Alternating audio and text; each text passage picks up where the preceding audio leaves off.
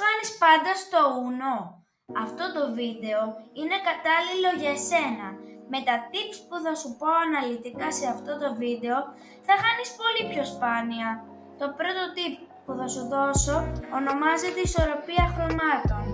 Αν παίζεις όλη την ώρα ένα χρώμα, παραδείγματος χάρη κόκκινο, αλλά μπορείς να παίξεις κι άλλα χρώματα, κάνε το. Προσπάθησε να παίζεις εναλλάξ. Έτσι έχεις λιγότερες πιθανότητες να χρειάζεσαι να τραβήξεις κάρτα από τη στίβα. Γι' αυτόν τον λόγο μην παίζεις συνέχεια κόκκινο και παίξε παραδείγματος χάρη κόκκινο, μπλε, κίτρινο και μετά ξανά κόκκινο.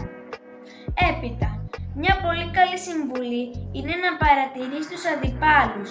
Να κοιτάς αν τραβάνε πολλά χαρτιά όταν υπάρχει συγκεκριμένο χρώμα. Συνέχισε να παίζεις σε αυτό το χρώμα. Κράτα δηλαδή αυτό το χρώμα στο παιχνίδι. Επίσης, μην τελειώνεις γρήγορα αν δεν χρειάζεται. Για παράδειγμα, αν δεις ότι ο επόμενος παίκτης από εσένα έχει λίγες κάρτες, ρίξε κάρτες όπως reverse ή skip για να ξαναπαίξεις, ή αν παίζεις με πάνω από 2 παίκτες, να δώσεις τη σειρά σου στον επόμενο από τον παίκτη με τις λίγες κάρτες. Έτσι καθυστερείς τον παίκτη να νικήσει.